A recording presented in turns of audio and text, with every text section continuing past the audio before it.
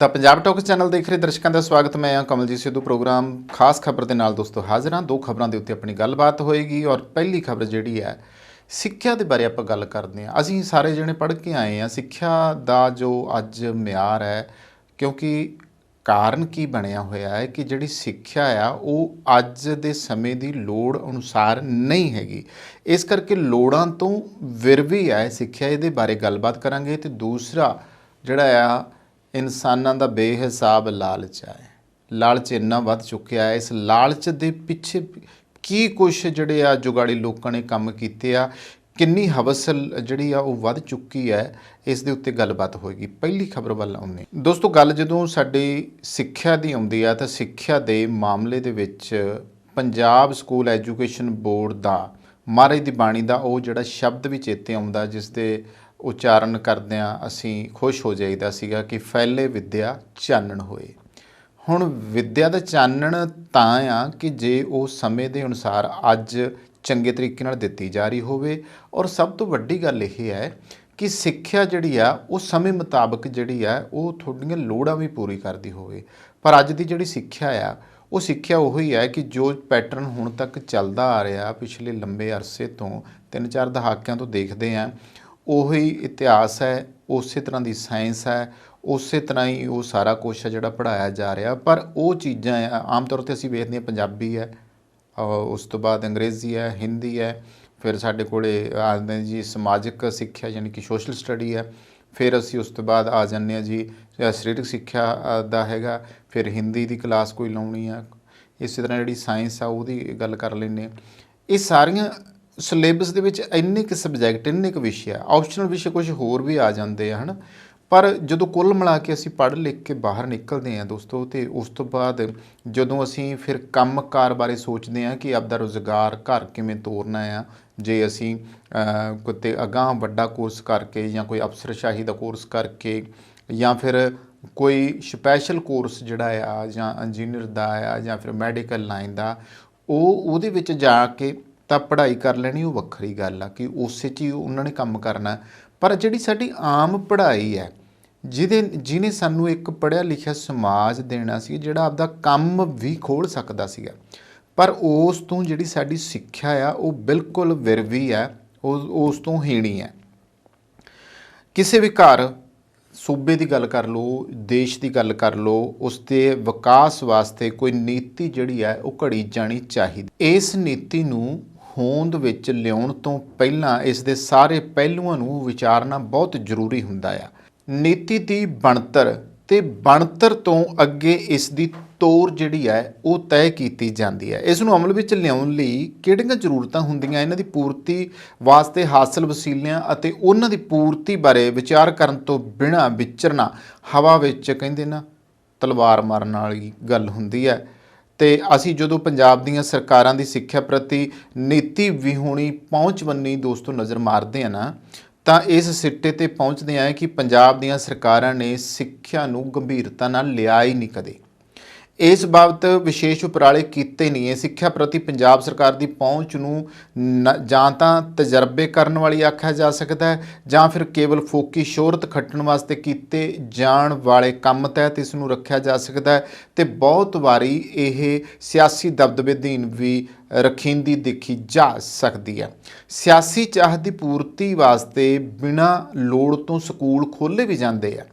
ਵੱਡੀ ਤਰਾਸਦੀ ਹੈ ਕਿ ਸਕੂਲ ਸਿੱਖਿਆ ਦੀ ਅਮਲੀ ਤੌਰ ਦੇ ਉੱਤੇ ਜਿਹੜੀ ਵਾਗਡੋਰ ਆ ਉਹ ਸਿੱਖਿਆ ਸ਼ਾਸਤਰੀਆਂ ਦੀ ਥਾਂ ਨੌਕਰਸ਼ਾਹਾਂ ਦੇ ਹੱਥਾਂ ਦੇ ਵਿੱਚ ਹੈ। ਇਹਨਾਂ ਦੀ ਸਿੱਖਿਆ ਪ੍ਰਤੀ ਪਹੁੰਚ ਦਫ਼ਤਰੀ ਕਾਰਜ ਵਰਗੀ ਆ, ਜਦੋਂ ਕਿ ਸਿੱਖਿਆ ਨੂੰ ਲੀਹ 'ਤੇ ਲਿਆਉਣ ਵਾਸਤੇ ਇਸ ਨੂੰ ਵਿਭਾਗ ਦੇ ਹੱਥਾਂ ਵਿੱਚ ਦੇਣਾ ਬਣਦਾ ਆ। ਹਕੀਕਤ ਵਿੱਚ ਪਿਛਲੇ ਸਮਿਆਂ ਵਿੱਚ ਸਿੱਖਿਆ ਦੇ ਲੀਹ ਤੋਂ ਲੱਥ ਜਾਣ ਦਾ ਮੁੱਖ ਕਾਰਨ ਇਹੀ ਹੈ। ਪਿਛਲੇ ਸਮੇਂ ਵਿੱਚ ਪੰਜਾਬ ਦੇ ਸਿੱਖਿਆ ਵਿਭਾਗ ਵਿੱਚ ਆਦਰਸ਼ ਸਕੂਲ ਹੋਂਦ 'ਚ ਲਿਆਂਦੇ ਗਏ ਸਨ, ਅੱਜ ਇਹ ਸਹਿਕਣ ਵਾਲੇ ਹਾਲਾਤਾਂ ਦੇ ਵਿੱਚ ਆ। ਇਹਨਾਂ ਸਕੂਲਾਂ ਦਾ ਪ੍ਰਬੰਧ ਸਰਕਾਰ ਕੋਲੇ ਨਾ ਹੋ ਕੇ ਸਰਕਾਰ ਨੇ ਇਹ ਸਕੂਲ ਪੰਜਾਬ ਸਕੂਲ ਸਿੱਖਿਆ ਬੋਰਡ ਦੇ ਹਵਾਲੇ ਕਰ ਦਿੱਤੇ ਆ। ਹਾਲਾਂਕਿ ਪੰਜਾਬ ਸਕੂਲ ਸਿੱਖਿਆ ਬੋਰਡ ਵਿਭਾਗ ਨੂੰ ਵਿਦਿਅਕ ਤੌਰ 'ਤੇ ਕੰਟਰੋਲ ਕਰਨ ਵਾਲਾ ਅਦਾਰਾ ਆ, ਪਰ ਇੱਥੋਂ ਦੀ ਪ੍ਰਬੰਧਕੀ ਇਕਾਈ ਕੋਲੇ ਸਿੱਖਿਆ ਬਾਰੇ ਸੋਚਣ ਦਾ ਵਕਤ ਨਾ ਹੋਣ ਕਰਕੇ ਇਹ ਵਿਦਿਆਰਥੀਆਂ ਅਤੇ ਸਕੂਲ ਦੇ ਹਿੱਤਾਂ ਦੇ ਅਨੁਸਾਰ ਹੀ ਨਹੀਂ ਗਾ।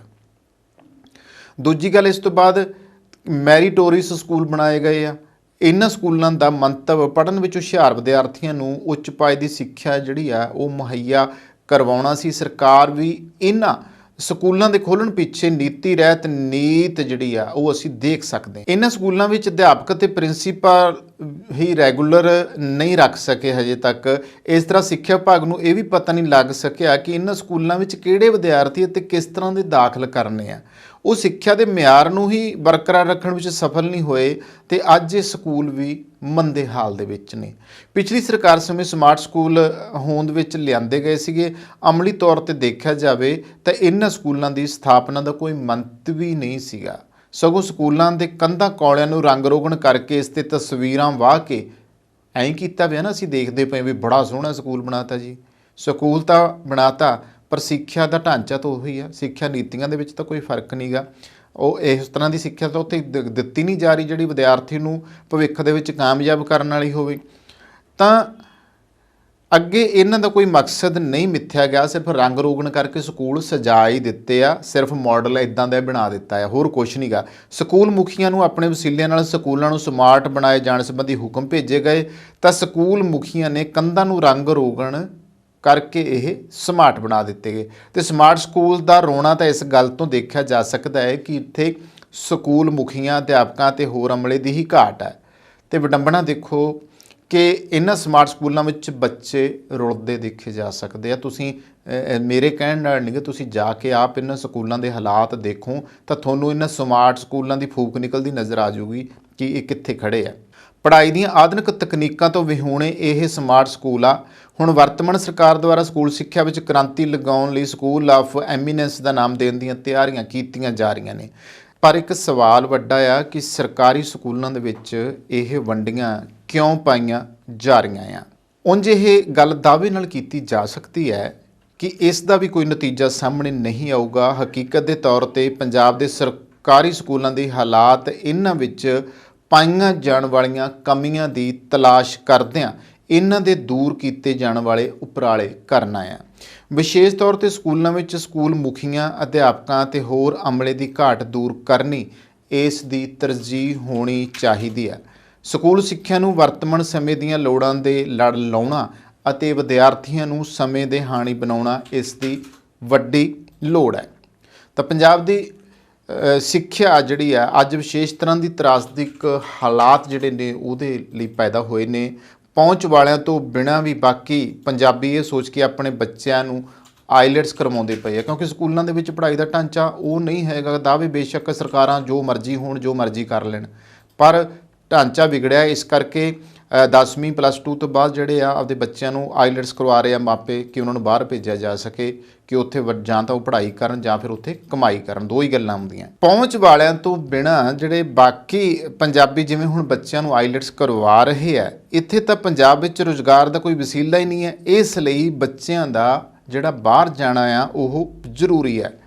ਪਿਛਲੀ ਸਰਕਾਰ ਨੇ ਇਸ ਦਾ ਬੜਾ ਸੌਖਾ ਅਤੇ ਹਾਸੋਹੀਣਾ ਹੱਲ ਲੱਭਿਆ ਸੀਗਾ। ਹੁਣ ਸੁਣੋਗੇ ਕਿ ਸਰਕਾਰੀ ਸਕੂਲਾਂ ਵਿੱਚ ਹੀ ਆਈਲੈਟਸ ਦੀ ਤਿਆਰੀ ਆਰੰਭ ਕਰਵਾ ਦਿੱਤੀ ਸੀ। ਲੋੜ ਤਾਂ ਇਸ ਗੱਲ ਦੀ ਸੀ ਕਿ ਇਹ ਨਾ ਪੱਖੀ ਵਿਚਾਰ ਨੂੰ ਦਿਮਾਗ ਵਿੱਚ ਕੱਢਣ ਲਈ ਅਸੀਂ ਆਪਣੇ ਬੱਚਿਆਂ ਨੂੰ ਰੁਜ਼ਗਾਰ ਮੁਖੀ ਸਿੱਖਿਆ ਦੇ ਲੜ ਲਾਈਏ। ਜੇ 5ਵੀਂ ਤੋਂ ਹੀ ਬੱਚੇ ਨੂੰ ਰੁਜ਼ਗਾਰ ਮੁਖੀ ਸਿੱਖਿਆ ਇਹਨਾਂ ਸਕੂਲਾਂ ਦੇ ਵਿੱਚ ਦੇਣੀ ਸ਼ੁਰੂ ਕਰ ਦਈਏ ਨਾ, ਤੇ ਬੱਚਾ ਜਦੋਂ 10ਵੀਂ 12ਵੀਂ ਤੱਕ ਵੀ ਆ ਜਾਏ ਨਾ, ਤੇ ਉਹ ਬਹੁਤ ਵਧੀਆ ਆਪਦੇ ਕੰਮ ਕਿੱਤੇ ਵਿੱਚ ਫਿੱਟ ਬੈਠ ਸਕਦਾ। ਮੁੜ ਕੇ ਫਿਰ ਆ ਬਾਹਰ ਭੱਜਣ ਵਾਲੀ ਜਿਹੜੀ ਗੱਲ ਆ ਤੇ ਆਪਣੀਆਂ ਜੜ੍ਹਾਂ ਤੋਂ ਹਮੇਸ਼ਾ ਲਈ ਟੁੱਟ ਜਾਣ ਦੀ ਗੱਲ ਕਿਸੇ ਪੰਜਾਬੀ ਦੇ ਹਿੱਸੇ ਨਾ ਆਵੇ। ਤੇ ਪਰ ਹੁਣ ਦੱਸੀਏ ਕਿ ਅਫਸੋਸ ਇਸ ਗੱਲ ਦਾ ਹੈ ਕਿ ਸਾਡੀਆਂ ਸਿੱਖਿਆ ਲੋੜਾਂ ਦੀਆਂ ਬਰੀਕੀਆਂ ਵਿੱਚ ਜਾਣ ਦੀ ਥਾਂ ਮੋਟਾ ਸੋਟਾ ਹੱਲ ਹੀ ਪੇਸ਼ ਜਿਹੜਾ ਆ ਉਹ ਕੀਤਾ ਗਿਆ ਆ। ਤੇ ਜੇ ਸਾਡੇ ਬੱਚੇ ਰੁਜ਼ਗਾਰ ਉਹਨਾਂ ਨੂੰ ਮੁਖੀ ਬਣਾ ਦਿਆਂਗੇ ਤੇ ਸਾਡੇ ਬੱਚਿਆਂ ਦੇ ਵਿੱਚ ਮਨਾਂ ਦੇ ਵਿੱਚ ਜਿਹੜੀ ਇੱਕ ਬੇਰੁਜ਼ਗਾਰੀ ਵਾਲੀ ਗੱਲ ਹੈ ਉਹ ਬਿਲਕੁਲ ਦੂਰ ਹੋ ਜਾਊਗੀ, ਉਹ ਨਿਕਲ ਜਾਊਗੀ। ਪਰ ਗੱਲ ਸਾਡੀ ਸਿੱਖਿਆ ਨੀਤੀ ਨੂੰ ਰੁਜ਼ਗਾਰ ਮੁਖੀ ਬਣਾਉਣ ਦੀ ਆ, ਇਹਨੂੰ ਬਦਲਣਾ ਪਊਗਾ। ਤੇ ਹੁਣ ਗੱਲ ਇਹ ਹੈ ਕਿ ਜਿਸ ਤਰੀਕੇ ਨਾਲ ਉਹ ਆਈਲੈਟਸ ਵਾਲਾ ਸੀਗਾ ਕਿ ਸਕੂਲਾਂ ਦੇ ਵਿੱਚ, ਸ਼ੁਕਰ ਕਰੋ ਕਿ ਉਹਦਾ ਛੇਤੀ ਭੋਗ ਪੈ ਗਿਆ, ਨਹੀਂ ਤਾਂ ਗੜਬੜ ਹੋ ਜਾਣੀ ਸੀਗੀ। ਰੁਜ਼ਗਾਰ ਖਾਤਰ ਪ੍ਰਵਾਸ ਕਰਨਾ ਬੇਸ਼ੱਕ ਮਨੁੱਖੀ ਮਨ ਦੀ ਵੱਡੀ ਅਤੇ ਸੁਭਾਵਿਕ ਲੋੜ ਮੰਨੀ ਜਾ ਸਕਦੀ ਹੈ। ਤੇ ਹੁਣ ਗੱਲ ਕਰਦੇ ਹਾਂ ਕਿ ਸਰਕਾਰੀ ਸਕੂਲਾਂ ਵਿੱਚ ਕਿੱਤਾ ਮੁਖੀ ਸਿੱਖਿਆ ਅਤੇ ਕੰਪਿਊਟਰ ਸਿੱਖਿਆ ਨੂੰ ਐਵੇਂ ਡੰਗ ਟਪਾਊ ਬਣਾਇਆ ਹੋਇਆ। ਬਹੁਤੇ ਸਕੂਲਾਂ ਵਿੱਚ ਕਿੱਤਾ ਮੁਖੀ ਸਿੱਖਿਆ ਦੇ ਕੋਰਸ ਚੱਲਦੇ ਹੀ ਨਹੀਂ। ਜੇ ਚੱਲਦੇ ਆ ਤਾਂ ਅਧਿਆਪਕਾਂ ਦੀ ਘਾਟ ਹੈ, ਅਤੇ ਜੇ ਅਧਿਆਪਕ ਹਨ ਵੀ ਤਾਂ ਪ੍ਰਯੋਗੀ ਕੰਮ ਕਰਨ ਲਈ ਪ੍ਰਯੋਗਸ਼ਾਲਾਵਾਂ ਤੇ ਸਮਾਨ ਹੀ ਨਹੀਂ ਹੈ। ਜੇ ਮਿਡਲ ਜਮਾਤਾਂ ਤੋਂ ਇਸ ਦੀ ਸਿੱਖਿਆ ਸ਼ੁਰੂ ਹੋਵੇ ਤੇ ਸੀਨੀਅਰ ਸੈਕੰਡਰੀ ਜਮਾਤਾਂ ਤੱਕ ਬੱਚੇ ਕੰਮ ਦੇ ਲੜ ਲੱਗ ਕੇ ਆਪਣੀ ਕਮਾਈ ਸ਼ੁਰੂ ਕਰ ਦੇਣ ਤਾਂ ਉਹਨਾਂ ਅਤੇ ਮਾਪਿਆਂ ਦੇ ਮਨਾਂ ਵਿੱਚੋਂ ਬੇਰੁਜ਼ਗਾਰੀ ਦਾ ਭੂਤ ਬਹੁਤ ਹੱਦ ਤੱਕ ਦੂਰ ਹੋ ਸਕਦਾ ਹੈ। ਵਿਦਿਆਰਥੀਆਂ ਵਿੱਚ ਕੰਮ ਸੱਭਿਆਚਾਰ ਪੈਦਾ ਕਰਦੇ ਸਮੇਂ ਇਸ ਨੂੰ ਮਾਣ ਸਤਿਕਾਰ ਦਿੱਤਾ ਜਾਣਾ ਚਾਹੀਦਾ ਹੈ। ਖੇਤੀਬਾੜੀ ਪੰਜਾਬ ਦਾ ਪੁਸ਼ਤੈਨੀ ਕਿੱਤਾ ਆ, ਪਰ ਇਹ ਗਿਣਤੀ ਦੇ ਸਕੂਲਾਂ ਵਿੱਚ ਪੜ੍ਹਾਈ ਜਾਂਦੀ ਹੈ। ਜਿੱਥੇ ਪੜ੍ਹਾਈ ਵੀ ਜਾਂਦੀ ਹੈ ਉੱਥੇ ਇਸ ਦੇ ਪ੍ਰਯੋਗੀ ਕਾਰਜ ਨੂੰ ਛੂਹਣ ਵਾਸਤੇ ਸਹੂਲਤਾਂ ਨਹੀਂ ਹੈ। ਬਹੁਤੇ ਸਰਕਾਰੀ ਸਕੂਲਾਂ ਕੋਲ ਖੇਤੀਬਾੜੀ ਜ਼ਮੀਨ ਤਾਂ ਹੈ, ਪਰ ਉਹ ਅਸਲੀ ਕੰਮ ਵਿੱਚ ਲਿਆਂਦੇ ਜਾਣ ਦੀ ਥਾਂ ਠੇਕੇ 'ਤੇ ਦਿੱਤੀ ਜਾਂਦੀ ਹੈ। ਅਜੋਕਾ ਸਮਾਂ ਕੰਪਿਊਟਰ ਦਾ ਯੁੱਗ ਹੈ। ਸਾਇੰਸ ਦੀ ਪੜ੍ਹਾਈ ਕਰਨ ਤੋਂ ਬਾਅਦ ਇੰਜੀਨੀਅਰ ਕਰਨ ਸਮੇਂ ਵਿਦਿਆਰਥੀਆਂ ਦੀ ਪਹਿਲ ਕੰਪਿਊਟਰ ਫੈਕਲਟੀ ਵੱਲ ਹੁੰਦੀ ਆ। ਸਕੂਲਾਂ ਦੇ ਵਿੱਚ ਕੰਪਿਊਟਰ ਸਿੱਖਿਆ ਪ੍ਰਚਲਿਤ ਹੈ, ਪਰ ਇਸ ਦੇ ਅਧਿਆਪਕਾਂ ਨੂੰ ਜਾਂ ਤਾਂ ਸਕੂਲ ਦੇ ਦਫ਼ਤਰੀ ਕੰਮਾਂ ਵਿੱਚ ਲੁਝਾਇਆ ਜਾਂਦਾ ਆ ਜਾਂ ਫਿਰ ਵਿਭਾਗ ਦੇ ਦਫ਼ਤਰ ਵਿੱਚ ਲਾਇਆ ਜਾਂਦਾ ਹੈ। ਐਸਡੀਐਮ ਡਿਪਟੀ ਕਮਿਸ਼ਨਰ ਦਫ਼ਤਰ ਵਿੱਚ ਸਕੂਲਾਂ ਦੇ ਕੰਪਿਊਟਰ ਅਧਿਆਪਕਾਂ ਨੂੰ ਹੀ ਅਕਸਰ ਲਾ ਦਿੱਤਾ ਜਾਂਦਾ, ਭਾਵੇਂ ਉਹ ਬੱਚਿਆਂ ਨੂੰ ਪੜ੍ਹਾਉਣ ਵਾਸਤੇ ਨਹੀਂ ਸਗੋਂ ਦਫ਼ਤਰਾਂ ਦੀ ਡੰਗ ਪੂਰਤੀ ਵਾਸਤੇ ਨਹੀਂ। ਕੰਪਿਊਟਰ ਅਤੇ ਹੋਰ ਲੋੜੀਂਦਾ ਸਮਾਨ ਜਿਹੜਾ ਪਹਿਲਾਂ ਆ ਜਾਂਦਾ ਹੈ ਉਹ ਛੇਤੀ ਹੀ ਨਕਾਰਾ ਹੋ ਜਾਂਦਾ ਹੈ। ਇਸ ਦੀ ਵੱਡੀ ਤਰਾਸਦੀ ਇਹ ਹੈ ਕਿ ਕੰਪਿਊਟਰ ਅਧਿਆਪਕ ਸਰਕਾਰੀ ਅਧਿਆਪਕ ਨਹੀਂ ਸਗੋਂ ਇੱਕ ਸੁਸਾਇਟੀ ਦੇ ਮੁਲਾਜ਼ਮ ਹੈ। ਤੋਂ ਕੁੱਲ ਮਿਲਾ ਕੇ ਆਪਾਂ ਇਹ ਕਹਿ ਸਕਦੇ ਹਾਂ ਕਿ ਇਹ ਜੋ ਸਥਿਤੀ ਹੈ ਉਹ ਬਹੁਤ ਤਰਾਸਦਿਕ ਬਣੀ ਹੋਈ ਹੈ। ਜੇ ਸੱਚੀ ਮੁੱਚੀ ਅਸੀਂ ਆਪਦੇ ਨੌਜਵਾਨ ਪੀੜ੍ਹੀ ਨੂੰ, ਬੱਚਿਆਂ ਨੂੰ ਅਸੀਂ ਇੱਥੇ ਹੀ ਰੁਜ਼ਗਾਰ ਮੁਖੀ ਬਣਾਉਣਾ ਆ ਤੇ ਸਾਨੂੰ ਜਿਹੜੀ ਸਿੱਖਿਆ ਦੀਆਂ ਇਸ ਢਾਂਚੇ ਨੂੰ ਬਦਲਣਾ ਪਊਗਾ। ਸੋ ਕਹਿ ਸਕਦੇ ਹਾਂ ਕਿ 100 ਹੱਥ ਰੱਸਾ ਸਿਰੇ 'ਤੇ ਗੰਢ ਸਿੱਖਿਆ ਨੀਤੀ ਦੀ ਜਿਹੜੀ ਆ ਪੜਚੋਲ ਕਰਦੇ ਆ, ਇਸ ਨੂੰ ਸਹੀ ਲੀਹ ਦੇ ਉੱਤੇ ਲਿਆਉਣ ਲਈ ਹੱਲ ਤਲਾਸ਼ੇ ਜਾਣ ਦੀ ਲੋੜ ਹੈ। ਫੋਕੀ ਸ਼ੋਹਰਤ ਭਾਵੇਂ ਹੁਣ ਦੀ ਸਰਕਾਰ ਆ ਤਾਂ ਉਸ ਨੂੰ ਬਚਣਾ ਪਊਗਾ ਇਸ ਮਾਮਲੇ 'ਤੇ, ਔਰ ਇਸ ਸਰਕਾਰ ਨੂੰ ਪਿਛਲੀਆਂ ਸਰਕਾਰਾਂ ਵਾਲੀਆਂ ਨੀਤੀਆਂ ਤੋਂ ਹਟ ਕੇ ਕੰਮ ਕਰਨਾ ਪਊਗਾ। ਹੁਣ ਆਉਂਦੇ ਹਾਂ ਜੀ ਅਗਲੀ ਖਬਰ ਵੱਲ। ਅਗਲੀ, ਮਨੁੱਖ ਦੇ ਲਾਲਚ ਦੀ ਹੱਦ ਇੰਨੀ ਕੁ ਵੱਧ ਚੁੱਕੀ ਹੈ ਕਿ ਉਹ ਇਹੋ ਜਿਹੀਆਂ ਹਰਕਤਾਂ ਕਰ ਰਿਹਾ ਆ ਕਿ ਸਮਾਜ ਨਾਲ, ਕਿਸੇ ਦੀ ਸਿਹਤ ਨਾਲ ਜੋ ਖਿਲਵਾੜ ਹੋ ਰਿਹਾ ਆ ਉਸ ਬਾਰੇ ਉਹ ਬਿਲਕੁਲ ਨਹੀਂ ਸੋਚਦਾ। ਤੇ ਆਮ ਤੌਰ 'ਤੇ ਅਸੀਂ ਕਹਿ ਸਕਦੇ ਹਾਂ ਕਿ ਸਿਰਫ ਤੇ ਸਿਰਫ ਉਸ ਨੂੰ ਆਪਣਾ ਲਾਲਚ ਨਜ਼ਰ ਆਉਂਦਾ ਆ, ਕਿਉਂਕਿ ਲਾਲਚ ਕਹਿੰਦੇ ਆ ਕਿ ਮਨੁੱਖ ਦੀਆਂ ਅੱਖਾਂ ਦੇ ਉੱਤੇ ਪੱਟੀ ਬੰਨ੍ਹ ਦਿੰਦਾ ਤੇ ਲਾਲਚ ਵਸ ਜਿਹੜਾ ਮਨੁੱਖ ਹੈ ਉਹ ਅੰਨਾ ਹੋ ਜਾਂਦਾ, ਉਹਨੂੰ ਫਿਰ ਆਪਣੇ ਤੋਂ ਸਿਵਾ ਕੋਈ ਹੋਰ ਨਜ਼ਰ ਨਹੀਂ ਆਉਂਦਾ ਗਾ। ਸਾਡੇ ਇੱਥੇ ਹੁਣ ਤੱਕ ਨਾ ਦੇਸ਼ ਦੀ ਅਗਰ ਗੱਲ ਕੀਤੀ ਜਾਵੇ ਤਾਂ ਬਹੁਤ ਸਾਰੇ ਜਿਹੜੇ ਧਾੜਵੀ ਆ ਉਹ ਆਏ, ਔਰ ਕਈ ਤਰ੍ਹਾਂ ਦੇ ਧਾੜਵੀ ਆਏ। ਉਹਨਾਂ ਧਾੜਵੀਆਂ ਨੇ ਆ ਕੇ ਸਾਡੇ ਦੇਸ਼ ਦਾ ਜਿਹੜਾ ਸੱਭਿਆਚਾਰ ਸੀ ਉਹਨੂੰ ਪਲੀਤ ਕੀਤਾ ਆ। ਬਹੁਤ ਸਾਰੀਆਂ ਕਹਾਣੀਆਂ ਸਾਨੂੰ ਇੱਦਾਂ ਦੀਆਂ ਮਿਲ ਜਾਂਦੀਆਂ ਆ ਤੇ ਵੈਸ਼ੀ ਹਮਲਾਵਰਾਂ ਨੇ ਸਾਡੇ ਸ਼ਾਨਦਾਰ ਸੱਚੇ ਸੁੱਚੇ ਸੱਭਿਆਚਾਰ ਨੂੰ ਬਿਲਕੁਲ ਬਰਬਾਦ ਕੀਤਾ, ਤਹਿਸ਼-ਨਹਿਸ਼ ਕੀਤਾ। ਇਹ ਦੱਸਿਆ ਜਾਂਦਾ ਹੈ ਕਿ ਇਹ ਸੱਭਿਆਚਾਰ ਇੰਨਾ ਪਾਕ, ਫਰਾਖ ਦਿਲ, ਸਿੱਧਾ ਸਾਦਾ ਤੇ ਚੰਗਾ ਸੀ ਕਿ ਆਪਣੀ ਰੱਖਿਆ ਕਰਨੇ ਵੀ ਭੁੱਲ ਗਏ। ਇਹ ਵੀ ਇੱਕ ਗੱਲ ਹੈ। ਤਾਂ ਇਸ ਦੇ ਉੱਤੇ ਨੁਕਤਾ ਨਜ਼ਰ ਅਸੀਂ ਜਿਹੜੀ ਆ ਗੱਲ ਕਰ ਰਹੇ ਹਾਂ ਕਿ ਇਹ ਕਹਾਣੀ ਭਾਵੇਂ ਤੁਹਾਨੂੰ ਕਿੰਨਾ ਵੀ ਸੁੱਖ ਦਾ ਅਹਿਸਾਸ ਕਰਾਉਂਦੀ ਹੋਵੇ, ਪਰ ਇਹ ਬਿਲਕੁਲ ਗਲਤ ਹੈ। ਅਸਲ ਗੱਲ ਇਹ ਹੈ ਕਿ ਸਮਾਜ ਦੇ ਤੌਰ 'ਤੇ ਅਸੀਂ ਨਾਕਾਮ ਸਾਬਤ ਹੋਏ ਹਾਂ। ਗੱਲ ਇੱਥੇ ਆ ਕੇ ਨਿਬੜਦੀ ਹੈ ਕਿਉਂਕਿ ਸਾਡੇ ਅੰਦਰ ਵਚਨਬੱਧਤਾ ਦੀ ਕਮੀ ਰਹੀ ਹੈ। ਅਸੀਂ ਆਪਣੇ ਛੋਟੇ ਮੋਟੇ ਜਾਤੀ ਜਿਹੜੇ ਮੁਫਾਦ ਹੈ ਉਹਨਾਂ ਲਈ ਇੱਕ ਦੂਜੇ ਨੂੰ ਧੋਖਾ ਦੇ ਸਕਦੇ ਹਾਂ ਤੇ ਵਿਸਾਘਾਤ ਜਿਹੜਾ ਆ ਉਹ ਕਰ ਸਕਦੇ ਹਾਂ, ਜਿਸ ਦਾ ਸਮਾਜ ਨੂੰ ਭਾਰੀ ਖਮਿਆਜ਼ਾ ਜਿਹੜਾ ਆ ਉਹ ਭੁਗਤਣਾ ਪੈਂਦਾ ਸੀ। ਸਾਡਾ ਸਮਾਜ ਇਹੋ ਜਿਹਾ ਸੀ ਜੋ ਪਿੱਠ ਵਿੱਚ ਛੁਰਾ ਮਾਰਨ ਵਿੱਚ ਹੀ ਯਕੀਨ ਰੱਖਦਾ ਰਿਹਾ ਆ, ਜੋ ਆਪਣੇ ਖਿੱਤੇ ਤੋਂ ਦੂਰ ਦੂਰ ਤੱਕ ਸਾਮਰਾਜ ਸਿਰਜਣ ਦੀ ਵੱਡੀ ਤਸਵੀਰ ਹੀ ਨਹੀਂ ਚਿੱਤਰ ਸਕਿਆਗਾ। ਹੈਰਾਨੀ ਦੀ ਗੱਲ ਆ, ਸਾਡੇ ਆਪਣੇ ਹੀ ਇੱਥੇ ਗਦਾਰ ਪੈਦਾ ਹੋਏ ਆ। ਸਾਨੂੰ ਗਦਾਰ ਬਾਹਰੋਂ ਲੱਭਣ ਦੀ ਲੋੜ ਨਹੀਂ, ਸਾਡੇ ਘਰ ਦੇ ਵਿੱਚ ਗਦਾਰ ਰਹੇ ਆ। ਇਸ ਤੋਂ ਇਲਾਵਾ ਅਸੀਂ ਗੱਲ ਕਰਦੇ ਹਾਂ ਕਿ ਕੁਝ ਅਰਸੇ ਲਈ ਦੇਸ਼ ਭਗਤੀ ਦੀ ਵੱਡੀ ਲਹਿਰ ਚੱਲੀ। ਇਹੋ ਜਿਹੀ ਲਹਿਰ ਚੱਲੀ ਕਿ ਇਸ ਲਹਿਰ ਨੇ ਸਾਨੂੰ ਆਜ਼ਾਦੀ ਦਿਵਾਈ, ਪਰ ਜਲਦੀ ਹੀ ਅਸੀਂ ਫਿਰ ਆਪਣੇ ਪੁਰਾਣੇ ਲੱਛਣਾਂ ਵਾਲੇ ਰਾਹ ਦੇ ਉੱਤੇ ਆ ਗਏ ਅਤੇ ਆਪਣੇ ਛੋਟੇ ਮੋਟੇ ਮੁਫਾਦ ਲਈ ਜੁਗਾੜ ਲੜਾਉਣੇ ਅਤੇ ਕੌਮ ਨਾਲ, ਦੇਸ਼ ਦੇ ਨਾਲ ਧਰੋ ਕਮਾਉਣ ਵਾਲੇ ਪਾਸੇ ਆ ਗਏ ਹਾਂ। ਔਰ ਇਹਦੇ ਵਿੱਚ ਕੋਈ ਸ਼ੱਕ ਨਹੀਂ ਕਿ ਬੰਦੇ ਨੂੰ ਕਹਿੰਦੇ ਆ ਆਪਣਾ ਆਪ ਖੁਦ ਪਤਾ ਹੁੰਦਾ ਹੈ। ਬਾਬਾ ਫਰੀਦ ਜੀ ਕਹਿੰਦੇ ਆ, ਫਰੀਦਾ ਜੇ ਤੂੰ ਅਕਲ ਲਤੀਫ ਕਾਲੇ ਲਿਖ ਨਾ ਲੇਖ, ਆਪਣੇ ਗਿਰਵਾਨ ਮੇ ਸਿਰ ਨੀਵਾਂ ਕਰ ਦੇਖ। ਤੇ ਆਪਣੇ ਗਿਰੇਬਾਨ ਦੇ ਵਿੱਚ ਜਿਸ ਸਿਰ ਨੀਵਾਂ ਕਰਕੇ ਅੰਦਰ ਝਾਕ ਕੇ ਆਪਦੇ ਅੰਦਰ ਝਾਤੀ ਮਾਰੋਗੇ, ਤੁਸੀਂ ਕਰ ਕੀ ਰਹੇ ਹੋ, ਤੁਸੀਂ ਦੇਸ਼ ਨਾਲ ਕੀ ਖਿਲਵਾੜ ਕਰ ਰਹੇ ਹੋ, ਫਿਰ ਤੁਹਾਨੂੰ ਆਪਣੀ ਅਸਲੀਅਤ ਪਤਾ ਲੱਗੂਗੀ ਕਿ ਤੁਸੀਂ ਕਿੰਨੀ ਵੱਡੀ ਜਿਹੜੀ ਆ ਆਪਦੇ ਦੇਸ਼ ਦੇ ਨਾਲ ਧੋਖਾਦੇਹੀ ਜਿਹੜੀ ਆ ਕਰ ਰਹੇ ਆ। ਕਈ ਦਹਾਕਿਆਂ ਤੱਕ ਸਾਡੇ ਬਿਹਤਰੀਨ ਉੱਦਮੀ ਦਿਮਾਗਾਂ ਦੇ ਨਿਵੇਸ਼ ਵਿੱਚ ਇੱਕ ਖੋਜ ਸੰਚਾਲਿਤ ਸਨਅਤ ਦਾ ਨਿਰਮਾਣ ਕਰਨ ਤੋਂ ਬਾਅਦ ਭਾਰਤ ਕੌਮਾਂਤਰੀ ਦਵਾਈ ਦੀ ਹੱਬ ਬਣ ਸਕਿਆ ਸੀ ਸਾਡਾ ਦੇਸ਼। ਹੁਣ ਮੈਂ ਇੱਥੇ ਦਵਾਈ ਵਾਲੇ ਮਾਮਲੇ 'ਤੇ ਆਉਣਾ ਹੈ ਵੀ ਅਸੀਂ ਇਸ ਮਾਮਲੇ 'ਚ ਅੱਗੇ ਸੀਗੇ।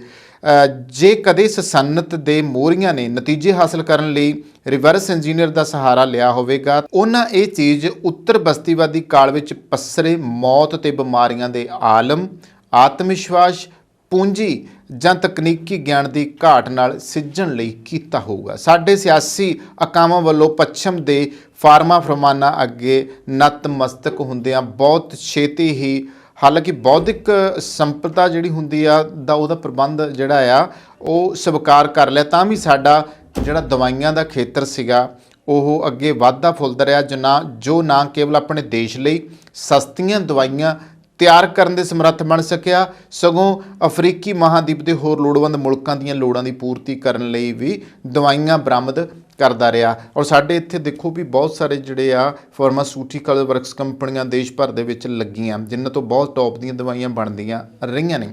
ਦਵਾ ਸਨਅਤ ਦੇ ਮੋਹਰੀਆਂ ਨੇ ਬਿਲਕੁਲ ਉਵੇਂ ਹੀ ਆਪਣੀਆਂ ਦਵਾਈਆਂ ਦਾ ਰੁਤਬਾ ਸਿਰਜਿਆ ਸੀ ਜਿਵੇਂ ਸਟੀਲ ਪਲਾਂਟ ਲਾਉਣ ਦੇ ਵਿੱਚ ਨੰਬਰ 1 ਸਾਡਾ ਸਟੀਲ ਪਲਾਂਟ ਅੱਜ ਵੀ, ਦੁੱਧ ਸਹਿਕਾਰੀ ਸਭਾਵਾਂ ਜਾਂ ਕੱਪੜਾ ਫੈਕਟਰੀਆਂ ਉਸਾਰਨ ਲਈ ਕੀਤਾ ਸੀ, ਉਹ ਬਹੁਤ ਵਧੀਆ ਸਾਡੇ ਦੇਸ਼ 'ਚ ਚੱਲੀਆਂ। ਇਹ ਰੁਤਬਾ ਵਣਜ ਜਾਂ ਸਨਅਤ ਮੰਤਰਾਲੇ ਵਿੱਚ ਤਾਇਨਾਤ ਕਿਸੇ ਨੌਕਰਸ਼ਾਹ ਦੀ ਮੋਹਰ ਮਾਤਰ ਨਹੀਂ ਹੈ, ਸਗੋਂ ਬਾਕੀ ਦੁਨੀਆ ਵੱਲੋਂ ਭਰੋਸੇਮੰਦ ਉਤਪਾਦ ਤਿਆਰ ਕਰਨ ਵਜੋਂ ਸਾਡੀ ਸਨਅਤ ਦੀ ਪ੍ਰਵਾਨਗੀ ਹੈ, ਜੋ ਸਾਡੇ ਕੌਮੀ ਕਿਰਦਾਰ ਦਾ ਪ੍ਰਮਾਣ ਪੱਤਰ ਦਿੰਦੀ ਹੈ ਵੀ ਬਾਈ ਉਹਨਾਂ ਦਾ ਜਿਹੜਾ ਆ ਸਟੀਲ ਬਹੁਤ ਵਧੀਆ, ਟਾਟਾ ਸਟੀਲ ਵਾਲਿਆਂ ਦੇ, ਉਹਨਾਂ ਦੀਆਂ ਗੱਡੀਆਂ ਬਹੁਤ ਵਧੀਆ, ਟਾਟਾ ਲੇਲੈਂਡ ਵਾਲਿਆਂ ਦੀਆਂ ਗੱਡੀਆਂ ਬਹੁਤ ਵਧੀਆ, ਹੈ ਨਾ। ਆਪਾਂ ਕਹਿੰਦੇ ਮਹਿੰਦਰਾ ਵਾਲਿਆਂ ਦੀ ਜੀਪ ਜਿਹੜੀ ਆ ਬਹੁਤ ਵਧੀਆ, ਫਲਾਨੀ ਕੰਪਨੀ ਦਾ ਟਰੈਕਟਰ ਬਹੁਤ ਵਧੀਆ, ਜਾਂ ਰੇਮੰਡ ਵਾਲਿਆਂ ਦਾ ਕੱਪੜਾ ਬਹੁਤ ਵਧੀਆ, ਯਾਨੀ ਕਿਸੇ ਵੀ ਕੰਪਨੀ ਦਾ ਜ਼ਾਹਿਰ ਹੈ ਕਿ ਅਸੀਂ ਨਾਂ ਲੈ ਲੈਂਦੇ ਹਾਂ। ਤਾਂ ਇੱਦਾਂ ਹੁੰਦਾ ਸੀਗਾ, ਔਰ ਉਹ ਹੁੰਦਾ ਸੀਗਾ ਇੱਕ ਪ੍ਰਮਾਣ ਕਿ ਅਸੀਂ ਬਹੁਤ ਆਪਣਾ ਮੁਕਾਮ ਬਣਾਇਆ ਹੋਇਆ, ਸਾਡੀ ਜਿਹੜੀ ਚੀਜ਼ ਆ ਉਹ ਇੱਕ ਬਹੁਤ ਵਧੀਆ ਚੀਜ਼ ਆ, ਕਿਉਂਕਿ ਉਹ ਕੌਮੀ ਕਿਰਦਾਰ ਵੀ ਦੇਖੋ, ਜਿਹਨੇ ਕੰਪਨੀ ਸ਼ੁਰੂ ਕੀਤੀ ਹੈ, ਜਿਹਨੇ ਕੰਮ ਸ਼ੁਰੂ ਕੀਤਾ, ਇੱਥੋਂ ਉਸਦੇ ਕੌਮੀ ਕਿਰਦਾਰ ਦਾ ਵੀ ਪਤਾ ਲੱਗਦਾ ਵੀ ਇਹ ਬੰਦਾ ਇਮਾਨਦਾਰੀ ਨਾਲ ਕੰਮ ਕਰ ਰਿਹਾ, ਇਹਨਾਂ ਦੀ ਜਿਹੜੀ ਚੀਜ਼ ਆ ਉਹ ਬਹੁਤ ਵਧੀਆ ਹੁੰਦੀ ਆ। ਅਤੇ ਇਹ ਕਿਸੇ ਵੀ ਸਮਾਜ ਲਈ ਆਪਣੇ ਸਨਅਤੀ ਅਤੇ ਬੌਧਿਕ ਪ੍ਰਭਤਾ ਦੀ ਪ੍ਰਾਪਤੀ ਲਈ ਸਭ ਤੋਂ ਮਾਣ ਮੱਤੇ ਜਿਹੜੀ ਆ ਗੱਲ ਦੇ ਵਜੋਂ ਇਸ ਨੂੰ ਲਿਆ ਜਾਂਦਾ। ਜੇ ਅਸੀਂ ਆਪਣੀ ਬੌਧਿਕ ਸੰਪਦਾ ਜਿਹੜੀ ਆ, ਆਪਣੀ ਜਿਹੜੀ ਇਮਾਨਦਾਰੀ ਹੈ ਗਵਾ ਬੈਠਾਂਗੇ, ਤਾਂ ਮੇਕ ਇਨ ਇੰਡੀਆ ਦੇ ਨਾਅਰੇ ਨੂੰ ਹੱਲਾਸ਼ੇਰੀ ਦੇਣ ਦਾ ਸਾਡਾ ਸਮੁੱਚਾ ਸਿਆਸੀ ਅਤੇ ਕੂਟਨੀਤਿਕ ਜਿਹੜਾ ਸੰਕਲਪਨ ਅਸੀਂ ਬੋਲਦੇ ਹਾਂ ਜਿਹੜਾ, ਉਹ ਢਹਿ ਢੇਰੀ ਹੋ ਜਾਊਗਾ। ਅਸੀਂ ਮੁੜ ਘਟੀਆ ਉਤਪਾਦ ਤਿਆਰ ਕਰਨ ਲੱਗ ਜਾਵਾਂਗੇ, ਜਿਹੜੀਆਂ ਫੈਕਟਰੀਆਂ ਲਾਵਾਂਗੇ ਉੱਥੇ ਘਟੀਆ ਪ੍ਰੋਡਕਟ ਜਿਹੜੇ ਤਿਆਰ ਕਰਨ ਲੱਗ ਜਾਵਾਂਗੇ, ਅਤੇ ਇਸ ਤਰ੍ਹਾਂ ਕਹਿ ਸਕਦੇ ਹਾਂ ਕਿ ਦਹਾਕਿਆਂ ਬੱਧੀ ਦੀ ਜਿਹੜੀ ਸਖਤ ਮਿਹਨਤ ਤੇ ਭਰੋਸੇਯੋਗਤਾ ਵਿੱਚੋਂ ਨਿਕਲਿਆ ਜਜ਼ਬਾਤ ਕਹਿੰਦੇ ਆ ਰਾਸ਼ਟਰੀ ਮਾਨ ਦਾ ਸੁਭਾਵ ਹੁੰਦਾ ਹੈ। ਉੱਚਤਮ ਮਿਆਰਾਂ ਦੀ ਸਖਤੀ ਨਾਲ ਪਾਲਣਾ ਕਰਕੇ ਹੀ ਸਨਅਤੀ ਤੇ ਕਾਰੋਬਾਰੀ ਤਨਦੇਹੀ ਤਾਂ ਹੀ ਹਾਸਲ ਕੀਤੀ ਜਾ ਸਕਦੀ ਹੈ। ਹੁਣ ਕਾਰੋਬਾਰੀ ਜਿਵੇਂ ਕਿਸੇ ਸਮਾਜ ਅੰਦਰ ਰਚਨਾਤਮਕ ਰੂਹ ਨੂੰ ਲੈ ਕੇ ਅੱਗੇ ਵੱਧਦਾ ਹੈ, ਉਵੇਂ ਹੀ ਠੱਗਾਂ, ਜਾਲ ਸਾਜ਼ਾਂ, ਕਾਲੇ ਧਨ ਦੇ ਕਾਰੋਬਾਰੀਆਂ, ਬ੍ਰਾਂਡ ਚੋਰੀ ਕਰਨ ਵਾਲਿਆਂ ਅਤੇ ਮਲਾਈ ਖਾਣ ਵਾਲਿਆਂ ਨੂੰ ਵੀ ਪੈਦਾ ਕਰਦਾ ਹੈ। ਅਫਸੋਸ ਦੀ ਗੱਲ ਇਹ ਹੈ ਕਿ ਇਹ ਸਭ ਕੁਝ ਪੂੰਜੀਵਾਦੀ ਚੁਗਿਰਦੇ ਦਾ ਹਿੱਸਾ ਹੁੰਦੇ ਨੇ, ਅਤੇ ਇਹਨਾਂ ਦਾ ਆਸਾਨ ਇਲਾਜ ਵੀ ਕੀਤਾ ਜਾ ਸਕਦਾ ਹੈ। ਸਰਕਾਰ ਨੂੰ ਸਿਰਫ ਇਹ ਯਕੀਨੀ ਬਣਾਉਣ ਦੀ ਲੋੜ ਹੈ ਕਿ ਕਾਰੋਬਾਰ ਦੀ ਸਫਲਤਾ ਲਈ ਕਾਲੀਆਂ ਭੇਡਾਂ ਨੂੰ ਖਤਮ ਕਰ ਦਿੱਤਾ ਜਾਵੇ। ਸਾਰੀਆਂ ਸੂਬਾਈ ਸਰਕਾਰਾਂ ਵੀ ਇਹ ਕਰ ਸਕਦੀਆਂ ਨੇ, ਇਸ ਲਈ ਕੋਈ ਖਾਸ ਕਾਨੂੰਨੀ ਉਪਬੰਧਾਂ ਦੀ ਲੋੜ ਵੀ ਨਹੀਂ ਹੈ, ਸਗੋਂ ਭਾਰਤੀ ਦੰਡ ਵਿਧਾਨ ਜਿਹੜੀ ਆ ਉਹੀ ਕਾਫੀ ਹੈ। ਕਾਰੋਬਾਰ ਵਿੱਚ ਇਮਾਨਦਾਰੀ ਦਾ ਭਾਵ ਹੁੰਦਾ ਹੈ ਕਿ ਸਰਕਾਰ ਵਿੱਚ ਇਮਾਨਦਾਰੀ ਦੀ ਘਾਟ ਤੇ ਇਸ ਦਾ ਇਲਾਜ ਹੁੰਦੀ ਹੈ ਨਿਯਮਾਂ ਦੀ ਸਖਤੀ ਨਾਲ ਪਾਲਣਾ। ਹੁਣ ਇੱਥੇ ਇੱਕ ਗੱਲ ਕਰਦੇ ਹਾਂ ਕਿ ਮੇਕ ਇਨ ਇੰਡੀਆ ਪ੍ਰੋਗਰਾਮ ਦੀ ਸਫਲਤਾ ਦੀ ਸਭ ਤੋਂ ਮਾੜੀ ਮਿਸਾਲ ਹੁਣ ਤੁਹਾਨੂੰ ਮੈਂ ਦੱਸ ਦੇਣਾ ਚਾਹੁੰਦਾ ਵੀ ਇੱਕ ਪਾਸੇ ਤਾਂ ਅਸੀਂ make in India we Bhai India ਦੀ ਬਣੀ ਹੋਈ ਚੀਜ਼ ਦੀ ਬੜੇ ਦਾਅਵੇ ਅਸੀਂ ਪੇਸ਼ ਕਰਦੇ ਹਾਂ। ਇਹਨਾਂ ਦਿਨਾਂ ਦੇ ਵਿੱਚ ਇੱਕ ਚਰਚਾ ਕੀ ਬਣੀ ਹੋਈ ਦੋਸਤੋ, ਚਰਚਾ ਇਹ ਬਣੀ ਹੋਈ ਹੈ ਕਿ ਹਿਮਾਚਲ ਪ੍ਰਦੇਸ਼ ਅਤੇ ਬੱਦੀ ਬਰੋਟੀਵਾਲਾ ਤੇ ਹੋਰਨੀ ਥਾਈਂ ਬਣੀ ਫਾਰਮਾਸਿਊਟੀਕਲ ਹੱਬ ਦੀ ਦਿੱਖ ਨੂੰ ਨੁਕਸਾਨ ਪੁੱਜਿਆ ਹੈ। ਵੱਖ-ਵੱਖ ਸਰਕਾਰਾਂ ਨੇ ਟੈਕਸ ਛੋਟਾਂ ਦੇ ਕੇ ਅਤੇ ਬਹੁਤ ਇਹਤਿਆਤ ਨਾਲ ਇਹ ਹੱਬ ਤਿਆਰ ਕੀਤੀ ਸੀ। ਦੇਸ਼ ਭਰ ਦੇ ਨੌਜਵਾਨਾਂ ਨੂੰ ਇਸ ਵਿੱਚ ਰੁਜ਼ਗਾਰ ਮਿਲਦਾ ਸੀ। ਪਰ ਸਵਾਲ ਇਹ ਹੈ ਕਿ ਹਿਮਾਚਲ ਪ੍ਰਦੇਸ਼ ਵਿੱਚ ਬਣਦੀਆਂ ਦਵਾਈਆਂ ਸੁਰੱਖਿਅਤ ਨਹੀਂ, ਕਿਉਂਕਿ ਵੱਡਾ ਮਾਜਰਾ ਸਾਹਮਣੇ ਆਇਆ ਨਾ ਦਵਾਈਆਂ ਦਾ, ਉਹ ਵੀ ਦੱਸ ਲੈਂਦੇ ਹਾਂ। ਕਾਲਾ ਅੰਬ ਵਿਚਲੀ ਇੱਕ ਕੰਪਨੀ ਡਿਜੀਟਲ ਵਿਜ਼ਨ ਦਾ ਕਫ ਸਿਰਪ ਪੀਣ ਦੇ ਨਾਲ ਸਨ 2020 ਦੇ ਵਿੱਚ ਊਧਮਪੁਰ ਵਿੱਚ 12 ਬੱਚਿਆਂ ਦੀ ਮੌਤ ਹੋ ਗਈ। ਊਧਮਪੁਰ ਪੁਲਿਸ ਦੀ ਵਿਸ਼ੇਸ਼ ਜਾਂਚ ਟੀਮ ਵੱਲੋਂ 2 ਸਾਲ ਬੀਤਣ ਦੇ ਬਾਵਜੂਦ ਅਜੇ ਤੱਕ ਚਾਰਜ ਸ਼ੀਟ ਵੀ ਦਾਇਰ ਨਹੀਂ ਕੀਤੀ ਗਈ, ਕੋਈ ਗ੍ਰਿਫਤਾਰੀ ਨਹੀਂ ਹੋਈ। ਹੋਰ ਤਾਂ ਹੋਰ ਉਹ ਦਵਾਈ ਕੰਪਨੀ ਦਾ ਲਾਇਸੈਂਸ ਵੀ ਚੁੱਪ ਚਪੀਤੇ ਬਹਾਲ ਕਰ ਦਿੱਤਾ ਗਿਆ। ਸੰਭਵ ਹੈ ਕਿ ਇਹ ਖਤਰਨਾਕ ਕਾਰੋਬਾਰ ਜਿਉਂਦਾ ਤਿਉਂ ਚੱਲ ਰਿਹਾ। ਜੇ ਊਧਮਪੁਰ ਵਿੱਚ ਹੋਈਆਂ ਮੌਤਾਂ ਦੇ ਕੇਸ ਦੀ ਜਾਂਚ ਕੀਤੀ ਜਾਂਦੀ, ਦੋਸ਼ੀਆਂ ਦੀ ਸ਼ਨਾਖਤ ਕਰਕੇ ਉਹਨਾਂ ਨੂੰ ਸਜ਼ਾ ਦਿੱਤੀ ਜਾਂਦੀ, ਤਾਂ ਭਾਰਤ ਨੂੰ ਕੌਮਾਂਤਰੀ ਪੱਧਰ ਦੇ ਉੱਤੇ ਸ਼ਰਮਿੰਦਾ ਨਾ ਹੋਣਾ ਪੈਂਦਾ, ਜਿਵੇਂ ਹਰਿਆਣਾ ਦੀ ਕੰਪਨੀ ਮੇਡਨ ਫਾਰਮਾ ਦੇ ਕਾਰੇ ਕਰਕੇ ਹੋਣਾ ਪਿਆ ਆ, ਜਿਸ ਉੱਪਰ ਦੋਸ਼ ਹੈ ਕਿ ਇਸ ਦਾ ਕਫ ਸਿਰਫ ਪੀਣ ਕਰਕੇ ਗਾਂਬੀਆ ਦੇ 70 ਬੱਚਿਆਂ ਦੀ ਮੌਤ ਹੋ ਗਈ ਹੈ। ਮੇਡਨ ਫਾਰਮਾ ਵੱਲੋਂ ਸਾਲਵੈਂਟਸ ਜਾਂ ਕੁਝ ਹੋਰ ਪਦਾਰਥਾਂ ਦੇ ਸਸਤੇ ਬਦਲ ਵਰਤੇ ਜਾ ਰਹੇ ਨੇ, ਜਿਸ ਕਰਕੇ ਇਹ ਵੱਡਾ ਜਾਨੀ ਨੁਕਸਾਨ ਹੋਇਆ। ਅਕਤੂਬਰ ਦੇ ਪਹਿਲੇ ਹਫ਼ਤੇ ਵਿੱਚ ਇਹ ਮੌਤਾਂ ਹੋਣ ਦੀ ਖਬਰ ਆਈ ਸੀ, ਪਰ ਅਜੇ ਤੱਕ ਇਸ ਕੇਸ ਵਿੱਚ ਕੋਈ ਗ੍ਰਿਫਤਾਰੀ ਨਹੀਂ ਹੋਈ। ਗ੍ਰਿਫਤਾਰੀਆਂ ਦੀ ਤਾਂ ਗੱਲ ਹੀ ਛੱਡੋ, ਕੰਪਨੀ ਖਿਲਾਫ ਕੋਈ ਵੀ FIR ਦਰਜ ਨਹੀਂ ਕੀਤੀ ਗਈ ਤੇ ਨਾ ਹੀ ਕੋਈ ਠੋਸ ਜਾਂਚ ਵਿੱਢੀ ਗਈ ਹੈ। ਕਫ ਸਿਰਪ ਵਿੱਚ ਜਿਹੜੇ ਸੰਭਾਵੀ ਤੌਰ ਤੇ ਕਿਹੜਾ ਖਤਰਨਾਕ ਮਾਦਾ ਮਿਲਾਇਆ ਗਿਆ ਸੀ, ਜਿਸ ਕਰਕੇ ਮੌਤਾਂ ਹੋਈਆਂ ਨੇ। ਦਵਾ ਕੰਪਨੀਆਂ ਬਾਰੇ ਦੀ ਟ੍ਰਿਬਿਊਨ ਵੱਲੋਂ ਤਫਤੀਸ਼ੀ ਰਿਪੋਰਟਾਂ ਦੀ ਲੜੀ ਛਾਪੀ ਜਾਰੀ ਹੈ। ਇਸ ਨੂੰ ਇਸ ਕਿਸਮ ਦੇ ਸੰਕੇਤ ਮਿਲ ਰਹੇ ਨੇ ਕਿ ਜਿਵੇਂ ਮੇਕ ਇਨ ਇੰਡੀਆ ਦੇ ਕੌਮੀ ਉਦੇਸ਼ ਦੀ ਪੂਰਤੀ ਤਾਂ ਹੀ ਹੋ ਸਕੇਗੀ ਜੇ ਅਜਿਹੀਆਂ ਮੌਤਾਂ ਦਾ ਸਬੱਬ ਬਣਨ ਵਾਲੀਆਂ ਕੰਪਨੀਆਂ ਨੂੰ ਖੁੱਲ੍ਹੀ ਛੋਟ ਦਿੱਤੀ ਜਾਵੇ। ਇਹੀ ਨਹੀਂ, ਅਤੀਤ ਵਿੱਚ ਕਈ ਜਿਹੜੀਆਂ ਨੇ ਫਾਰਮਾ ਕੰਪਨੀਆਂ ਦੇ ਕੇਸਾਂ ਨੂੰ ਰਫਾ ਦਫਾ ਕਰਨ ਦੀਆਂ ਬਹੁਤ ਸਾਰੀਆਂ ਕਹਾਣੀਆਂ ਸੁਣਨ ਨੂੰ ਮਿਲਦੀਆਂ ਨੇ। ਵਕਾਰੀ post graduation institute of medical education and research ਵਿੱਚ ਸਤੰਬਰ ਮਹੀਨੇ ਬੇਹੋਸ਼ੀ ਦੇ ਟੀਕੇ ਪ੍ਰੋਫੋਪੋਲ ਕਰਕੇ 6 ਮਰੀਜ਼ਾਂ ਦੀ ਮੌਤ ਹੋਈ ਹੈ। PGI ਦੇ ਡਾਕਟਰਾਂ ਦਾ ਕਹਿਣਾ ਸੀ ਕਿ ਦਵਾਈਆਂ ਦਾ ਇਹ ਖਾਸ ਬੈਚ 2 ਮਹੀਨੇ ਪਹਿਲਾਂ ਨਿਕਲੀ laboratories private limited Himachal Pradesh ਤੋਂ ਮਿਲਿਆ ਸੀ। ਹੁਣ ਹੈਰਾਨੀ ਵਾਲੀ ਗੱਲ ਹੈ, ਤੁਸੀਂ ਸੁਣੋ ਅੰਕੜੇ। ਇਸ ਸੰਬੰਧ ਵਿੱਚ ਕੋਈ ਵੀ FIR ਨਹੀਂ, ਜ਼ਾਹਿਰਾ ਤੌਰ ਤੇ ਕੋਈ ਜਾਂਚ ਨਹੀਂ ਕੀਤੀ ਗਈ। Himachal Pradesh drug control administration ਦੀ ਇੱਛਾ ਸੀ ਕਿ PGI FIR ਦਰਜ ਕਰਵਾਵੇ ਤੇ ਹੁਣ ਤੱਕ ਇਸ ਬਾਰੇ ਮਾੜੀ ਮੋਟੀ ਜਾਣਕਾਰੀ ਦੋਸਤੋ ਸਾਹਮਣੇ ਆਈ ਹੈ। ਸੂਚਨਾ ਦੇ ਅਧਿਕਾਰ ਤਹਿਤ ਦਾਇਰ ਅਰਜ਼ੀ ਦੇ ਜਵਾਬ ਦੇ ਰੂਪ ਵਿੱਚ ਆਈ ਹੈ। ਇਸ ਦੌਰਾਨ ਸੱਚਾਈ ਸਾਹਮਣੇ ਲਿਆਉਣ ਦੀਆਂ ਇਹਨਾਂ ਕੋਸ਼ਿਸ਼ਾਂ ਦੇ ਬਾਵਜੂਦ ਕੋਈ ਨਹੀਂ ਜਾਣਦਾ ਕਿ ਇਹ ਡਿਜੀਟਲ ਵਿਜ਼ਨ, ਮੈਡਨ ਫਾਰਮਾ ਤੇ ਨਿਕਸੀ ਲੈਬਾਰਟਰੀਜ਼ ਅਸਲ ਵਿੱਚ ਕੋਈ ਵਕਾਰੀ ਦਵਾ ਕੰਪਨੀਆਂ ਹਨ ਜਾਂ ਉਹ ਕੰਪਨੀਆਂ ਨੇ ਕਿ ਜਿਨ੍ਹਾਂ ਨੂੰ ਫੌਰੀ ਤੌਰ ਤੇ ਬੰਦ ਕਰ ਦਿੱਤਾ ਜਾਣਾ ਚਾਹੀਦਾ ਹੈ। ਹਿਮਾਚਲ ਪ੍ਰਦੇਸ਼ ਵਰਗੀਆਂ ਮਣਬੱਤੀਆਂ ਕੰਪਨੀਆਂ ਦੀਆਂ ਦਵਾਈਆਂ ਦੇ ਜਾਲੀ ਉਤਪਾਦ ਤਿਆਰ ਕਰਨ ਦਾ ਵੱਡਾ ਕੇਂਦਰ ਬਣ ਰਿਹਾ ਹੈ, ਜਦੋਂ ਕਿ ਦਵਾਈ ਸਨਅਤ ਤੇ ਨਿਗਰਾਨੀ ਰੱਖਣ ਵਾਲੀਆਂ ਸੰਸਥਾਵਾਂ ਨੂੰ ਇਸ ਗੱਲ ਦੀ ਉਡੀਕ ਹੈ ਕਿ ਲੋਕ ਕਦੋਂ ਤੱਕ ਵੱਡੇ ਘੁਟਾਲਿਆਂ ਨੂੰ ਭੁੱਲ ਭੁਲਾ ਜਾਣ। ਦੋਸਤੋ, ਅਗਲੀ ਵਾਰੀ ਜਦੋਂ ਡਾਕਟਰ ਦੀ ਪਰਚੀ ਉੱਤੇ ਲਿਖੀ ਹੋਈ ਤੁਸੀਂ ਕੋਈ ਦਵਾਈ ਖਾਓਗੇ ਨਾ, ਤਾਂ ਹੋ ਸਕਦਾ ਹੈ ਕਿ ਇਹ ਹਿਮਾਚਲ ਦੀ ਉਸੇ ਹੀ ਕੰਪਨੀ ਦੀ ਦਵਾਈ ਬਣੀ ਹੋਵੇ, ਜਿਸ ਕਰਕੇ ਇੰਨੇ ਜਿਹੜੇ ਨੇ ਲੋਕ ਉਹਨਾਂ ਦੀ ਮੌਤ ਹੋਈ ਹੈ। ਪਰ ਹੈਰਾਨੀ ਇਸ ਗੱਲ ਦੀ ਹੈ ਕਿ ਕਾਲਾ ਅੰਬ ਦੇ ਵਿੱਚ ਪਣਪੇ ਇਸ ਬੇਹਿਸਾਬ ਲਾਲਚ ਨੇ ਕਿਸ ਪਾਸੇ ਨੂੰ ਇਹਨਾਂ ਲੋਕਾਂ ਦਾ ਜਿਹੜਾ ਮੂੰਹ ਆ ਉਹ ਕਰ ਦਿੱਤਾ ਹੋਵੇ, ਔਰ ਇਹ ਆਪਣੇ ਉਤਪਾਦ ਵੇਚਣ ਦੀ ਖਾਤਰ ਇਸ ਹੱਦ ਤੱਕ ਗਿਰ ਜਾਣਗੇ, ਇਹ ਕਦੇ ਸੋਚਿਆ ਨਹੀਂ ਸੀਗਾ। ਪਰ ਹੈਰਾਨੀ ਦੀ ਗੱਲ ਆ, ਫਿਰ ਵੀ ਇਹਨਾਂ ਲੋਕਾਂ ਦੇ ਉੱਤੇ ਕੋਈ ਕਾਰਵਾਈ ਨਹੀਂ ਕੀਤੀ ਜਾਂਦੀ। ਇਹ ਉਦੋਂ ਹੈਰਾਨੀ ਦੀ ਗੱਲ ਆ। ਸੋ ਦੋਸਤੋ, ਇਹ ਸੀ 2 ਖਬਰਾਂ ਜਿਨ੍ਹਾਂ ਦੇ ਉੱਤੇ ਆਪਾਂ ਗੱਲਬਾਤ ਕੀਤੀ। ਇੱਥੇ ਹੀ ਕਰਦੇ ਹਾਂ ਸਮਾਪਤ। ਧੰਨਵਾਦ। ਤੁਹਾਡੀਆਂ ਗੱਡੀਆਂ ਲਈ ਕਿਸੇ ਵੀ ਤਰ੍ਹਾਂ ਦੀ ਮੁਰੰਮਤ ਜਾਂ 4 ਵੀਲਰ ਹੈਲਪਲਾਈਨ ਜੇਕਰ ਤੁਸੀਂ ਭਾਲ ਰਹੇ ਹੋ ਤਾਂ ਸੰਪਰਕ ਕਰੋ ਤੁਹਾਡੇ ਆਪਣੇ ਸ਼ਹਿਰ ਵਿਨੀਪੈਗ 'ਚ ਟਾਊਨ ਆਟੋ ਬਾਡੀ ਵਿਖੇ। ਸਤਿ ਸ੍ਰੀ ਅਕਾਲ ਜੀ, ਮੇਰਾ ਨਾਮ ਹੈਗਾ Shamsher Singh, town auto body ਤੋਂ। ਰੱਬ ਨਾ ਕਰੇ ਤੁਹਾਡੀ ਗੱਡੀ ਨੂੰ ਕੁਝ ਹੋ ਜਾਂਦਾ ਵਾ ਤੇ ਤੁਸੀਂ ਸਿੱਧਾ ਟਾਊਨ ਆਟੋ ਬਾਡੀ ਤੇ ਆਓ। ਅਸੀਂ ਇੱਥੇ ਇਹ ਸਾਡੀ ਜਿਹੜੀ ਸ਼ਾਪ ਹੈਗੀ ਡਾਇਰੈਕਟ ਰਿਪੇਅਰ ਸ਼ਾਪ ਹੈਗੀ ਆ। ਅਸੀਂ ਆਪਣੇ ਆਪ ਹੀ ਐਮਪੀਆਰ ਨੂੰ ਕਾਲ ਕਰਕੇ ਤੁਹਾਡੀ ਗੱਡੀ ਦਾ ਕਲੇਮ ਖੋਲ੍ਹ ਦਿੰਦੇ ਹਾਂ ਤੇ ਤੁਹਾਡੀ ਗੱਡੀ ਦਾ ਐਸਟੀਮੇਟ ਬਣਾ ਕੇ ਐਮਪੀਆਰ ਨੂੰ ਭੇਜ ਦਿੰਦੇ ਹਾਂ। ਕੋਈ ਵੀ ਤੁਹਾਡੀ ਗੱਡੀ ਤੇ ਸਕ੍ਰੈਚ, ਡੈਂਟ ਜਾਂ ਕੋਈ ਤੁਹਾਡੀ ਗੱਡੀ ਦੇ ਕੋਈ ਸ਼ੀਸ਼ੇ ਤੋੜ ਗਿਆ ਵਾ, ਤੁਸੀਂ ਸਾਨੂੰ ਕਾਲ ਕਰੋ, ਅਸੀਂ ਆਪਣੇ ਆਪ ਹੀ ਗਲਾਸ ਕਲੇਮ ਖੋਲ੍ਹ ਲੈਂਦੇ। ਇਹ ਸ਼ਾਪ ਜਿਹੜੀ ਆ ਇਹ ਐਮਪੀਆਰ ਦੀ ਕ੍ਰੈਡਿਟਡ ਸ਼ਾਪ ਹੈਗੀ ਆ ਵਾ।